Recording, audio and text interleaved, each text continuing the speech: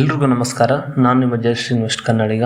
ನಿಮಗೆ ನಾನು ಈ ಥರ ಸ್ಟಾಕ್ ಮಾರ್ಕೆಟ್ ಬಗ್ಗೆ, ಇನ್ವೆಸ್ಟ್ಮೆಂಟ್ ಬಗ್ಗೆ ನಾಲೆಜ್ ಕೊಡ್ತಾ ಇದ್ದೀನಿ. ಆದರೆ ನಾನು ಯಾವ ಥರ ಇನ್ವೆಸ್ಟ್ ಮಾಡಿದ್ದೀನಿ, ಯಾವ ಸ್ಟಾಕಲ್ಲಿ ಇನ್ವೆಸ್ಟ್ ಮಾಡಿದ್ದೀನಿ, ಯಾವ ಥರ ರಿಸ್ಕ್ ಅನಾಲಿಸಿಸ್ ಮಾಡಿದ್ದೀನಿ ಅಂತ ನಿಮಗೆ ಹೇಳ್ಬೇಕಲ್ವಾ. ಫಸ್ಟ್ ನಾನು ಹೆಂಗಿದ್ದೀನಿ, ನಾನು ಯಾವ ಥರ ಇನ್ವೆಸ್ಟ್ ಮಾಡ್ತಾ ಇದ್ದೀನಿ ಅಂತ ನಿಮಗೆ ಗೊತ್ತಾಗಬೇಕಲ್ವಾ. ಆಮೇಲೆ ನಾನು ಕೊಡೋ ಮಾಹಿತಿ ನಿಮಗೆ ಹೆಲ್ಪ್ಫುಲ್ ಆಗುತ್ತಾ ಇಲ್ವಾ, ನೀವು ಯಾವ ಥರ ಅನಾಲಿಸಿಸ್ ಮಾಡಬೇಕಂತ ನಿಮಗೊಂದು ಒಳ್ಳೆ ನಾಲೆಜ್ ಸಿಗುತ್ತೆ ಅಂತ ನನ್ನ ಪೋರ್ಟ್ಫೋಲಿಯೋ ಬಗ್ಗೆ ನಿಮಗೆ ಎಕ್ಸ್ಪ್ಲೇನ್ ಮಾಡ್ತೀನಿ. ನಿಮಗೆ ಇದರಿಂದ ಏನಾದರೂ ಇನ್ಫಾರ್ಮೇಷನ್ ಸಿಕ್ತು ಅಂದರೆ ಪ್ಲೀಸ್ ಸಪೋರ್ಟ್ ಮಾಡಿ, ಓಕೆನಾ. ಫಸ್ಟ್ ಬಂದು ನನ್ನ ಪೋರ್ಟ್ಫೋಲಿಯೋದಲ್ಲಿ ಹೈಯೆಸ್ಟ್ ಇನ್ವೆಸ್ಟ್ಮೆಂಟ್ ಇರೋದು ಬಂದು ಎಲ್ ಎನ್ ಟಿ ಬಂದು ಇದು ಬಂದು construction related Indian biggest company.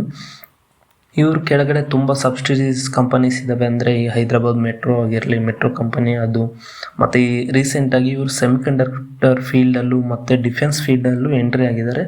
ಇವರು ಅಂದರೆ ಈ ಕಂಪನಿ ಕೆಳಗಡೆ ಅವೆಲ್ಲ ವರ್ಕ್ ಮಾಡ್ತಾ ಇರೋದು. ಅದರಿಂದ ಅದು ಯಾವುದೇ ಒಂದು ಡಿಫೆನ್ಸಲ್ಲಿ ಕ್ಲಿಕ್ ಆದರೂ, ಸೆಮಿಕಂಡಕ್ಟರಲ್ಲಿ ಕ್ಲಿಕ್ ಆದರೂ ಈ ಕಂಪನಿಗೆ ತುಂಬ ಇಂಪ್ಯಾಕ್ಟ್ ಆಗುತ್ತೆ.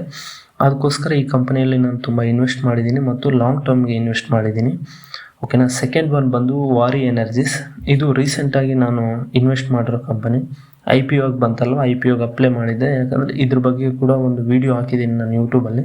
ಅದು ನೋಡಿ ಯಾಕೆ ನಾನು ಇನ್ವೆಸ್ಟ್ ಮಾಡಿದೆ ಮತ್ತು ಯಾಕೆ ಲಾಂಗ್ ಟರ್ಮ್ಗೆ ಹೋಲ್ಡ್ ಮಾಡ್ತೀನಿ ಅಂತ ಕೂಡ ನಿಮಗೆ ಗೊತ್ತಾಗುತ್ತೆ. ಇದು ಬಂದು ಸೋಲಾರ್ ರಿಲೇಟೆಡ್ ಕೆಲಸ ಮಾಡೋ ಕಂಪನಿ.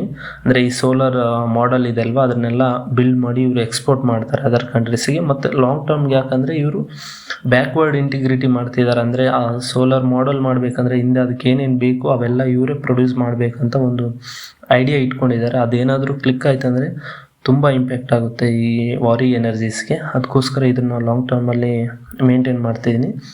ಥರ್ಡ್ ಒನ್ ಬಂದು ವರುಣ್ ಬೇವರೇಜಸ್ ಅಂತ. ಇದು ಕೂಡ ಬೇವರೇಜಸ್ ರಿಲೇಟೆಡ್ ಕೆಲಸ ಮಾಡುತ್ತೆ. ಅಂದರೆ ಈ ಪೆಪ್ಸಿ, ಕೊಕೊಕೋಲಾ ಎಲ್ಲ ಬ್ರ್ಯಾಂಡ್ಗಳನ್ನ ಇವರು ಇಂಡಿಯಾದಲ್ಲಿ ಹೋಲ್ಡ್ ಮಾಡ್ತಿದ್ದಾರೆ.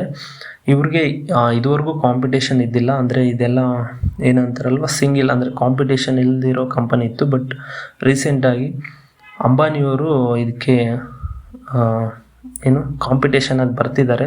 ಬಟ್ ಏನಾಗುತ್ತೋ ಗೊತ್ತಿಲ್ಲ. ಬಟ್ ಇದನ್ನು ನಾನು ಲಾಂಗ್ ಟರ್ಮಿಂದ ಹೋಲ್ಡ್ ಮಾಡ್ತಿದ್ದೀನಲ್ವ, ನನಗೆ ಒಂದು ಬೆಟರ್ ರಿಟರ್ನ್ಸ್ ಇದೆ. ಬಟ್ ಈ ಥರ ಈ ಕಂಪನೀಸ್ಗೆ ನೀವು ಈಗ ಇನ್ವೆಸ್ಟ್ ಮಾಡಬೇಕಂದ್ರೆ ಸ್ವಲ್ಪ ರಿಸ್ಕ್ ಅನಾಲಿಸಿಸ್ ಮಾಡಬೇಕು. ಯಾಕಂದರೆ ಕಾಂಪಿಟೇಷನ್ ದೊಡ್ಡವ್ರು ಬರ್ತಿದ್ದಾರೆ, ಸ್ವಲ್ಪ ಥಿಂಕ್ ಮಾಡಿ ಇನ್ವೆಸ್ಟ್ ಮಾಡಬೇಕು. ನಾನು ಪ್ರಾಫಿಟಲ್ಲಿ ಇದ್ದೀನಲ್ವ, ನನಗೆ ಓಕೆ. ಯಾಕಂದರೆ ಅವ್ರು ಕಾಂಪಿಟೇಷನ್ ಕೊಡ್ಬೋದು, ಬಟ್ ಇದಕ್ಕೆ ಅಷ್ಟೊಂದು ಇಂಪ್ಯಾಕ್ಟ್ ಆಗಲ್ಲ ಅನಿಸುತ್ತೆ. ನೆಕ್ಸ್ಟ್ ಒನ್ ಬಂದು ಅದಾನಿ ಪೋರ್ಟ್ಸ್. ಈಗ ನಾವು ಇಂಡಿಯಾ ಈ ಗ್ರೋತ್ ಆಗ್ತಿರೋದು ನೋಡಿದ್ರೆ ಇದರಲ್ಲಿ ನಾವು ಜಾಸ್ತಿ ಮ್ಯಾನುಫ್ಯಾಕ್ಚರಿಂಗ್ ಮಾಡ್ತಾ ಇದ್ದೀವಿ. ಮ್ಯಾನುಫ್ಯಾಕ್ಚರ್ ಮಾಡಿ ಎಕ್ಸ್ಪೋರ್ಟ್ ಮಾಡ್ತಿದ್ದೀವಿ. ಇದಕ್ಕೆಲ್ಲ ಬೇಕಾಗಿರೋದು, ನಾವು ಎಕ್ಸ್ಪೋರ್ಟ್ ಮಾಡಬೇಕಂದ್ರೆ ಮ್ಯಾಕ್ಸಿಮಮ್ ಆಗೋದು ಈ ಸಮುದ್ರದಲ್ಲಿ ಹಡಗುಗಳಿಂದ. ಅದರಲ್ಲಿ ಅದಾನಿ ಪೋರ್ಟ್ಸು ನಮ್ಮ ಇಂಡಿಯಾದಲ್ಲಿ ಜಾಸ್ತಿ ಪೋರ್ಟ್ಸ್ ಇದ್ದಾವೆ ಇವ್ರ ರಿಲೇಟೆಡ್. ಅದಕ್ಕೋಸ್ಕರ ಇದರಿಂದ ನಾವು ಎಕ್ಸ್ಪೋರ್ಟ್ ಮಾಡೋದ್ರಿಂದ ಇವ್ರಿಗೆ ಜಾಸ್ತಿ ಪ್ರಾಫಿಟ್ ಬರ್ಬೋದು. ಅದಕ್ಕೋಸ್ಕರ ನಾನು ಈ ಅದಾನಿ ಪೋರ್ಟ್ಸ್ನ ಪಿಕ್ ಮಾಡಿದ್ದೀನಿ. ಇದು ಕೂಡ ಲಾಂಗ್ ಟರ್ಮಲ್ಲಿ ನಾನು ಇನ್ವೆಸ್ಟ್ ಮಾಡಿದ್ದೀನಿ. ಇನ್ವೆಸ್ಟ್ ಮಾಡಿದಾಗ ತುಂಬ ಕಡಿಮೆ ಬೆಲೆ ಇತ್ತು, ಒಂದೊಳ್ಳೆ ರಿಟರ್ನ್ಸ್ ಇದೆ. ಅದಕ್ಕೆ ಲಾಂಗ್ ಟರ್ಮ್ಗೆ ಹೋಲ್ಡ್ ಮಾಡ್ತಿದ್ದೀನಿ. ನೆಕ್ಸ್ಟ್ ಬಂದು ವಾಗಿಟೆಕ್. ಅಂದರೆ ಇದು ಬಂದು ನಾನು ಥೀಮ್ ರಿಲೇಟೆಡ್ ಪಿಕ್ ಮಾಡಿದ್ದೇನೆ. ಅಂದರೆ ಈಗ ರೀಸೆಂಟಾಗಿ ಇಂಡಿಯನ್ ಗೌರ್ಮೆಂಟ್ ಕೆಲವೊಂದು ಥೀಮ್ಸ್ಗೆ ತುಂಬ ಸಪೋರ್ಟ್ ಮಾಡ್ತಾ ಇದೆ. ಅಂದರೆ ಈ ಸೋಲಾರ್ ರಿಲೇಟೆಡು ಮತ್ತು ವಾಟರ್ ಟ್ರೀಟ್ಮೆಂಟ್ ರಿಲೇಟೆಡ್. ಯಾಕಂದರೆ ನಮ್ಮ ಇಂಡಿಯಾದಲ್ಲಿ ವಾಟರ್ ಪೊಲ್ಯೂಷನ್ ಜಾಸ್ತಿ ಆಗ್ತಾಯಿದೆ, ಅದನ್ನು ಕ್ಲೀನ್ ಮಾಡಬೇಕಲ್ವ. ಅದರಲ್ಲಿ ಕೆಲವೊಂದು ಸ್ಟಾಕ್ಸ್ ಇದ್ದಾವೆ, ಅದರಲ್ಲಿ ನಾನು ಇದನ್ನು ಪಿಕ್ ಮಾಡಿದ್ದೀನಿ. ಇದು ತುಂಬ ಇವ್ರ ಟೆಕ್ನಾಲಜಿ ಆಗಲಿ, ಇವರು ವರ್ಕ್ ಮಾಡ್ತಿರೋದು, ಇವರು ರೆವೆನ್ಯೂ ಪ್ರಾಫಿಟ್ ನೋಡಿದ್ರೆ ಚೆನ್ನಾಗಿತ್ತು. ಅದಕ್ಕೋಸ್ಕರ ಇವ್ರನ್ನ ಪಿಕ್ ಮಾಡಿದ್ದೀನಿ. ರೀಸೆಂಟಾಗಿ ಪಿಕ್ ಮಾಡಿದ್ದೀನಿ, ಬಟ್ ಒಳ್ಳೆ ಬೆಟರ್ ರಿಟರ್ನ್ಸ್ ಇದೆ. ಅಂದರೆ ಅರೌಂಡ್ ಒಂದು 25 ಅಬೋವ್ ಇದೆ, ಚೆನ್ನಾಗಿದೆ. ನೋಡಿ, ನೀವು ಇನ್ವೆಸ್ಟ್ ಮಾಡಬೇಕಂದ್ರೆ ಸ್ವಲ್ಪ ಇದ್ರ ಕಾಂಪಿಟೇಷನ್ನು ಇದೆ. ಅವು ಥಿಂಕ್ ಮಾಡಿ ಯಾವುದು ಬೆಟರ್ ಅನಿಸುತ್ತೋ ಅದರಲ್ಲಿ ಇನ್ವೆಸ್ಟ್ ಮಾಡೋದು ಬೆಟರ್. ಈ ಥರ ಕಂಪನೀಸ್ನ ನೀವು ಕಂಟಿನ್ಯೂಸ್ ಮಾನಿಟರ್ ಮಾಡ್ತಾ ಇರಬೇಕು. ಯಾಕಂದರೆ ಗೌರ್ಮೆಂಟ್ ಸಪೋರ್ಟ್ ಇದೆ, ಸೊ ಒಂದೊಳ್ಳೆ ರಿಟರ್ನ್ಸ್ ಸಿಗ್ಬೋದು. ಅದೇನಾದರೂ ಸಡನ್ನಾಗಿ ಗೌರ್ಮೆಂಟ್ ಇಲ್ಲ ನಾನು ಇದಕ್ಕೆ ಕೊಡಲ್ಲ ಅಂದರೆ ಇವರಿಗೆ ಇಂಪ್ಯಾಕ್ಟ್ ಆಗ್ಬೋದು. ಆ ಥರ ಟೈಮಲ್ಲಿ ನೀವು ಎಂಟ್ರಿ ಮತ್ತು ಎಕ್ಸಿಟ್ ಯಾವಾಗ ಆಗಬೇಕಂತ ನಿಮಗೆ ಗೊತ್ತಿರಬೇಕು. ಆವಾಗ ಮಾತ್ರ ಈ ಥರ ಕಂಪನೀಸಲ್ಲಿ ಇನ್ವೆಸ್ಟ್ ಮಾಡಿ. ನೋಡಿ, ಬೇರೆ LNT, ವಾರಿ, ಅದಾನಿ ಪೋರ್ಟ್ ಈ ಥರ ಇಲ್ಲ. ಅಂದರೆ ಅವು ಇಂಡಿಯಾ ಗ್ರೋತ್ ಆದರೆ ಗ್ರೋತ್ ಆಗ್ತಾನೆ ಇರ್ತವೆ, ನಿಮಗೆ ಟೆನ್ಷನ್ ತೊಗೊಳೋ ಅವಶ್ಯಕತೆ ಇರಲ್ಲ. ಬಟ್ ಈ ಥರ ಒಂದು ಥೀಮ್ ಮೇಲೆ ಶಾರ್ಟ್ ಟರ್ಮಲ್ಲಿ ರನ್ ಆಗ್ತಿರೋ ಕಂಪನೀಸ್ನ ಸ್ವಲ್ಪ ಮಾನಿಟರ್ ಮಾಡಬೇಕು. ಯಾವಾಗ ಎಕ್ಸಿಟು ಯಾವಾಗ ಎಂಟ್ರಿ ಇವೆಲ್ಲ ಪ್ಲಾನ್ ಮಾಡಿರಬೇಕು. ನೆಕ್ಸ್ಟ್ ಬಂದು ಇಂಡಿಯನ್ ಹೋಟೆಲ್ಸ್ ಅಂತ, ಇದು ಬಂದು ಲಾಂಗ್ ಟರ್ಮಲ್ಲಿ ಇನ್ವೆಸ್ಟ್ ಮಾಡಿದ್ದೀನಿ. ಯಾಕಂದರೆ ನಾವು ಈಗ ಆ್ಯಸ್ ಎ ಯಂಗ್ ಜನ್ರೇಷನ್ ಆಗಿ ನಾವೇ ಥಿಂಕ್ ಮಾಡಿದ್ರೆ ನಾವು ಈಗ ಹೊರಗಡೆ ಹೋಗೋಕ್ಕೆ ತುಂಬ ಇಷ್ಟಪಡ್ತೀವಿ. ಅಂದರೆ ಈ ಟ್ರಿಪ್ಸ್ ಆಗಲಿ ಇದರಿಂದ ಹೋಟೆಲ್ಸ್ ರಿಲೇಟೆಡ್ ಕಂಪನೀಸ್ ತುಂಬ ಪ್ರಾಫಿಟ್ ಆಗ್ತಿದ್ದಾವೆ. ತುಂಬ ಹಳೆ ಕಾಲದಲ್ಲಾದರೆ ಅವಕ್ಕೆ ತುಂಬ ಅಷ್ಟೊಂದು ಡಿಮ್ಯಾಂಡ್ ಇದೆ. ಈಗ ರೀಸೆಂಟಲ್ಲಾದರೆ ಹೆವಿ ಡಿಮ್ಯಾಂಡ್ಸ್ ಇದೆ ಹೋಟೆಲ್ಸ್ಗೆ ರಿಲೇಟೆಡ್. ಮತ್ತು ಅದು ಈ ನವಂಬರ್, ಡಿಸೆಂಬರ್, ಈ ಅಕ್ಟೋಬರಲ್ಲೆಲ್ಲ ಹೆವಿ ಟ್ರಿಪ್ಸ್ ಹೋಗ್ತಿರ್ತಾರಲ್ವ, ಅದರಿಂದ ಈ ಹೋಟೆಲ್ಸ್ ಕಂಪನಿಗಳಿಗೆ ತುಂಬ ರೆವೆನ್ಯೂ ಒಂದೊಳ್ಳೆ ಡಿಮ್ಯಾಂಡ್ ಇದೆ. ಅದಕ್ಕೋಸ್ಕರ ನಾನು ಇದು ಲಾಂಗ್ ಟರ್ಮಲ್ಲಿ ಹೋಲ್ಡ್ ಮಾಡ್ತೀನಿ. ನೆಕ್ಸ್ಟ್ ಬಂದು ಕಲ್ಯಾಣ್ ಜ್ಯುವೆಲ್ಲರ್ಸ್. ಇದು ಗೊತ್ತಲ್ವಾ, ಜ್ಯುವೆಲ್ಲರ್ಸ್ ರಿಲೇಟೆಡ್ ನಮ್ಮ ಇಂಡಿಯಾದಲ್ಲಿ ಡಿಮ್ಯಾಂಡ್ ಯಾವತ್ತೂ ಕಡಿಮೆ ಆಗಲ್ಲ.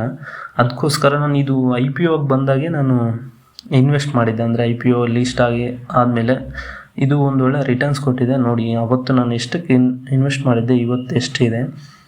ಕೆಲವೊಂದು ಕಂಪನೀಸ್ ತುಂಬ ರಿಟರ್ನ್ಸ್ ಕೊಟ್ಟಿದೆ.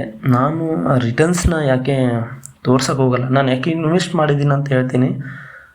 ಕೆಲವೊಂದು ನಾನು ರಿಟರ್ನ್ಸ್ ತೋರಿಸಲ್ಲ. ಕೆಲವೊಂದೆಲ್ಲ ಸ್ಮಾಲ್ ಕಂಪನೀಸ್ ಅವ್ರು ರಿಟರ್ನ್ಸ್ ತೋರಿಸ್ಬಿಟ್ರೆ ನಿಮಗೆ ನಾನು ಇನ್ವೆಸ್ಟ್ ಮಾಡ್ಬೋದಿತ್ತಲ್ವ, ಅವತ್ತು ಇಷ್ಟು ಇನ್ವೆಸ್ಟ್ ಮಾಡಿದರೆ ಇವತ್ತು ಇಷ್ಟು ಬರ್ತಾಯಿತ್ತು ಅಂತ. ಅದಕ್ಕೆ ಯಾವತ್ತೂ ಮ್ಯಾಕ್ಸಿಮಮ್ ಲಾರ್ಜ್ ಕ್ಯಾಪಲ್ಲಿರಿ. ಹೆಂಗೆ ಮೇಂಟೈನ್ ಮಾಡಬೇಕಂದ್ರೆ 100% ಪೋರ್ಟ್ಫೋಲಿಯೋದಲ್ಲಿ 70% ಲಾರ್ಜ್ ಕ್ಯಾಪಲ್ಲಿರಲಿ, 15% ಮಿಡ್ ಕ್ಯಾಪ್ ಅಥವಾ 20% ಮಿಡ್ ಕ್ಯಾಪ್, 10% ಸ್ಮಾಲ್ ಕ್ಯಾಪಲ್ಲಿ ಮೇಂಟೈನ್ ಮಾಡಿ. ಅದರಿಂದ ನಿಮಗೆ ಬ್ಯಾಲೆನ್ಸ್ ಆಗುತ್ತೆ. ಅಂದರೆ ಸ್ಟಾಕ್ ಬಿದ್ದರೂ ಕೂಡ ಸ್ವಲ್ಪ ಕಡಿಮೆ ಬೀಳುತ್ತೆ, ನಿಮಗೆ ಪ್ರಾಫಿಟ್ ಬಂದರೂ ಕಡಿಮೆ ಬರುತ್ತೆ ಲಾರ್ಜ್ ಕ್ಯಾಪಲ್ಲಿ. But mid cap, small cap ಬಂದರೂ ರಾಕೆಟ್ ಥರನೇ ಬರುತ್ತೆ, ಬಿದ್ದರೂ ಕೂಡ ರಾಕೆಟ್ ಥರನೇ ಬೀಳುತ್ತೆ. ಅದಕ್ಕೋಸ್ಕರ ಕೇರ್ಫುಲ್ಲಾಗಿ ಇನ್ವೆಸ್ಟ್ ಮಾಡಿ. ನಾನು ಇನ್ನೊಂದು ಪೋರ್ಟ್ಫೋಲಿಯೋ ಇದೆ, ಅದು mid and small cap companies. ಅವು ತುಂಬ ಹೆವಿ ಪ್ರಾಫಿಟ್ ಆಗಿರೋದು. ಅದ್ರ ಬಗ್ಗೆ ವಿಡಿಯೋ ಬೇಕಂದರೆ ಮಾಡ್ತೀನಿ. ಬಟ್ ಆ ಥರ ಕಂಪನಿಯಲ್ಲಿ ಇನ್ವೆಸ್ಟ್ ಮಾಡಬೇಕಂದ್ರೆ ಪ್ಲೀಸ್ ನೀವು ಅನಾಲಿಸಿಸ್ ಮಾಡಿ, ಆ ಕಂಪ್ನಿ ಬಗ್ಗೆ ತಿಳ್ಕೊಳ್ಳಿ. ನಿಮ್ಗೆ ಒಂದೊಳ್ಳೆ ನಾಲೆಜ್ ಸಿಕ್ತಂದರೆ ಮಾತ್ರ ಇನ್ವೆಸ್ಟ್ ಮಾಡಿ. ಆ ವಿಡಿಯೋ ಬೇಕಂದರೆ ಪ್ಲೀಸ್ ಕಮೆಂಟ್ ಮಾಡಿ, ನಾನು ಮಾಡ್ತೀನಿ. ಮತ್ತು ಅದ್ರ ಬಗ್ಗೆ ಎಕ್ಸ್ಪ್ಲೇನ್ ಮಾಡ್ತೀನಿ, ಆ ಕಂಪನೀಸ್ ಏನು ಹೆಂಗೆ ಅಂತ. ಈ ಥರ ಇನ್ನೂ ಈ ಒಂದೊಂದೇ ಕಂಪ್ನಿ ಬಗ್ಗೆ ಫುಲ್ ಫಂಡಮೆಂಟಲ್ ಟೆಕ್ನಿಕಲ್ ಅನಾಲಿಸಿಸ್ ಬೇಕಂದ್ರೆ ಕೂಡ ಕಮೆಂಟ್ ಮಾಡಿ, ನಾನು ಟ್ರೈ ಮಾಡ್ತೀನಿ. ನೀವು ಯಾವ ಕಂಪನಿ ಹೇಳ್ತೀರ ಅದ್ರ ಬಗ್ಗೆ ವಿಡಿಯೋ ಮಾಡಿ ನಿಮಗೆ ಎಕ್ಸ್ಪ್ಲೇನ್ ಮಾಡ್ತೀನಿ, ಯಾಕೆ ಇನ್ವೆಸ್ಟ್ ಮಾಡಬೇಕು ಅಥವಾ ರಿಸ್ಕ್, ಪಾಸಿಟಿವ್, ನೆಗೆಟಿವ್ಸ್ ಎಲ್ಲ ಮಾತಾಡ್ಕೊಳ್ಳೋಣ ಆ ವಿಡಿಯೋದಲ್ಲಿ, ಓಕೆನಾ. ಆ್ಯಂಡ್ ಫೈನಲಾಗಿ ಹೇಳ್ದಲ್ವ, ಯಾವುದೇ ಕಂಪ್ನಿಗೆ ಇನ್ವೆಸ್ಟ್ ಮಾಡಬೇಕಂದ್ರೆ ಪ್ರಾಪರಾಗಿ ಅನಾಲಿಸಿಸ್ ಮಾಡಿ. ಯಾಕಂದರೆ ನೀವು ದುಡ್ದಿರೋ ದುಡ್ಡು ಯಾವುದೋ ಒಂದು ಯಾರೋ ಒಬ್ಬರು ಹೇಳಿದ್ರು ಸುಮ್ಮನೆ ಏನೂ ಗೊತ್ತಿಲ್ಲ ಇನ್ವೆಸ್ಟ್ ಮಾಡಿ ಲಾಸ್ ಆದರೆ, ನಿಜ ಹೇಳ್ತೀನಿ, ಪ್ರಾಫಿಟಲ್ಲೇ ಎಲ್ಲರೂ ಖುಷಿಯಾಗಿರ್ಬೋದು, ಎಲ್ಲರೂ ಓಕೆ ನನಗೆ ಬಂತು ಅಂತ ಹೇಳ್ಕೊಬೋದು. ಲಾಸಸ್ ಇರುತ್ತಲ್ವ, ಲಾಸಸ್ನ ನೀವು ತಡಿಬೇಕು ಅಂದರೆ, ತಡ್ಕೋಬೇಕಂದ್ರೆ ನಿಮ್ಗೆ ಓಕೆ ಮನಿ ಈಗ ಎಮರ್ಜೆನ್ಸಿಯಲ್ಲಿ ರಿಕ್ವೈರ್ಮೆಂಟ್ ಇಲ್ಲ ಅಂದರೆ ಸ್ಟೇಬಲ್ ಆಗಿರ್ತೀರ. ಸಡನ್ನಾಗಿ ನನಗೆ ಬೇಕು ಅಂದರೆ ಆ ಲಾಸಸ್ಸಲ್ಲಿ ರಿಮೂವ್ ಮಾಡಬೇಕಂದ್ರೆ ತುಂಬ ಪೇನ್ ಆಗುತ್ತೆ. ಅಂಥದ್ರಲ್ಲಿ ನನಗೂ ಕೆಲವೊಂದು ಲಾಸಸ್ ಮಾಡಿರೋ ಕಂಪನೀಸ್ ಇದ್ದಾವೆ. ಅವು ಹೆಂಗೆ ನಾವು ರಿಸ್ಕ್ ಅನಾಲಿಸಿಸ್ಮೆಂಟ್ ಹೆಂಗೆ ಮಾಡಬೇಕು ಅಂದರೆ, ಬೀಳುತ್ತೆ ಅಂತ ನಾವು ಸುಮ್ಮನೆ ಬೀಳೋ ತನಕ ಬಿಡಬಾರ್ದು. ಅದೇ ಟೆಕ್ನಿಕಲ್ ಅನಾಲಿಸಿಸ್ ಅಂತಾರಲ್ವ, ಎಲ್ಲಿಗೆ ಬಂದರೆ ನಾನು ಎಕ್ಸಿಟ್ ಆಗಬೇಕು, ಎಲ್ಲಿಗೆ ಬಂದರೆ ನಾನು ಹೋಲ್ಡ್ ಮಾಡಬೇಕು, ಓಕೆ ಯಾವ ರೇಂಜಿಗೆ ಬಂದರೆ ನಾನು ಇನ್ನೂ ಆ್ಯಡ್ ಮಾಡಬೇಕು, ಆ ಥರ ಅನಾಲಿಸಿಸ್ ಮಾಡಬೇಕು.